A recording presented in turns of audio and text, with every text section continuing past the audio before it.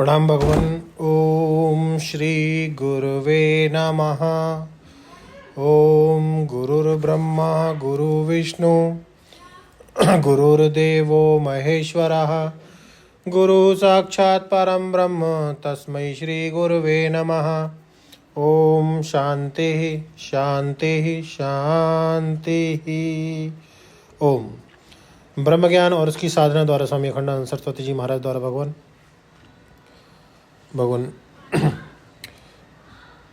स्वामी जी यद ज्योति ही अंत है अमृतम प्रज्ञासु की व्याख्या कर रहे थे। स्वामी जी कहते हैं कि तुम्हारे भीतर एक अमृत ज्योति है जिसको दूसरे के सामने मत रखो, पहले अपने सामने रखो। ये नाई लोग विजयदशमी या दिवाली के दिन शीशा लेकर आते हैं और मालिक के सामने कर देते हैं कि मालिक मुंह देखो, और 2-4 पैसा लेकर चले जाते हैं। लेकिन तुम्हारे पास जो शीशा है उसमें तुम दूसरों का मुंह देखना दिखाना चाहते हो। यह ज्योति ही एकम अमृतम प्रज्ञासु, एक तो अमृत है वह ज्योति, अविनाशी है और एक है और ज्योति है। तो ज्योतिषाम अपि तज्ज्योति माने जिस ज्योति के बिना दूसरी ज्योतियां हो ही नहीं सकती। अच्छा, आप ना रहे और मन रहे तो उसकी क्या गति होगी? अच्छा, आप ना रहें और इंद्रियां ना रहें तो उनकी क्या गति होगी? अच्छा, इंद्रियां भी ना रहें और यह सृष्टि रहे तो इसकी क्या गति होगी? आपको मालूम पड़ेगी।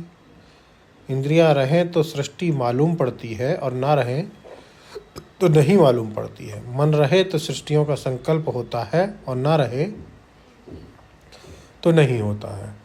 और आप ना रहें तो क्या होगा, इसका ख्याल कीजिए। ईश्वर मालूम पड़ेगा कि किसके लिए ईश्वर सिद्ध होगा, कि किसके लिए माया सिद्ध होगी, किसके लिए प्रकृति सिद्ध होगी, कि किसके लिए संसार सिद्ध होगा, किसके लिए गुरुजी रहेंगे और किसके लिए वेद शास्त्र पुराण रहेंगे। आप ही के लिए तो सब है ना। आपके दर्शन में सूर्य मदद कर रहा है, आपके स्पर्श में वायु मदद कर रही है, आपके श्रवण में दिशाएं मदद कर रही हैं, आपके रसन में रस वरुण मदद कर रहा है और आपके गंध में संपूर्ण पृथ्वी मदद कर रही है। लेकिन यह आपके सामने लाला करके ही अपने विषय उपस्थित करते हैं। आपकी सत्ता के बिना सिद्ध होंगे ये नहीं। तो जैसे तारे अलग अलग हैं और उनके रंग रूप भी अलग अलग हैं, लेकिन उनमें ज्योति एक ही है। आसमान में तारे होते हैं, हीरे होते हैं, खम माणिक्यम। आकाश में जैसे हीरे छिटके हुए हैं ऐसे धरती पर आप ही हीरे हो। ये सब हीरे हैं लेकिन अलग अलग। काला रंग होने पर भी, लाल रंग होने पर भी, पीला रंग होने पर भी, गोरा रंग होने पर भी एक अखंड ज्योति सब में प्रकाशित हो रही है।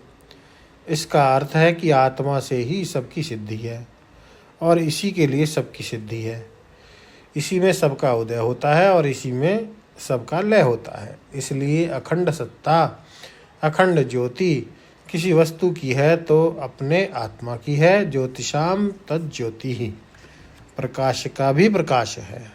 आप जरा केन उपनिषद के उस भाव को देख लीजिए। चक्षुष चक्षुः मनो मनसो मनः प्राणस्य प्राणः वाचो ही वाचम। जो आँख की भी आँख है, मन का भी मन है, प्राण का भी प्राण है। माने सारे सार हैं। जैसे घी के बिना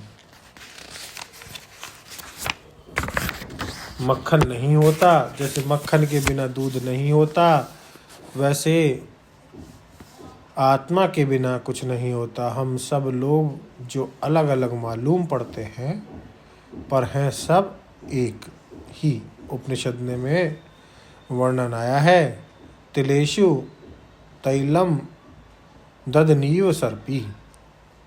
तिल के दाने के अलग अलग होते हैं लेकिन उसमें से जो तेल है वह एक ही है। दही अलग अलग मटके में अलग अलग होता है, लेकिन उसमें जो घी है वह बिल्कुल एक ही है। और घी एक ना हो तो मिट्टी तो सब में एक है ना। ये घी तेल मिट्टी के ही विकार हैं। ये मार्तिक हैं, गंध प्रधान हैं। गंध प्रधान होने से ये पार्थिव हैं, सब के सब। चांदी भी पार्थिव है, शीशा भी मिट्टी है, पीतल मिट्टी है, तांबा मिट्टी है, लोहा मिट्टी है। धातुओं का नाम अलग अलग रखते हैं पर हैं ये सब पार्थिव। केवल सोना ही तेजस है, क्योंकि वह अग्नि में जलता नहीं है। और यह चांदी, पीतल, तांबा, कांसा, लोहा ये सब आग में जल जाते हैं। तो ये सब के सब मार्तिक हैं, पार्थिव हैं। इसी प्रकार यह जितना दृश्य दिखता है यह सब आत्मिक है। चूँकि आत्मिक है इसलिए यह आत्मा में विवर्त है। आप इस बात को ध्यान में रखें, क्योंकि आत्मा के अनंत जीवन में क्योंकि आत्मा के अनंत जीवन में उत्पत्ति काल, प्रलय काल, स्थिति काल कल्पित होता है। इसलिए दृश्य दृश्यता का आदिकाल, दृश्यता का मध्यकाल, दृश्यता का अंतकाल यह आत्मदृष्टि में आरोपित है। कैसे? तो आप वेदांत की इस भाषा को समझें। नहीं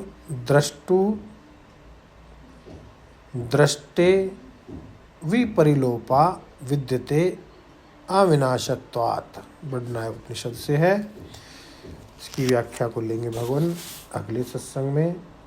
ओम शांति शांति शांति। प्रणाम भगवान।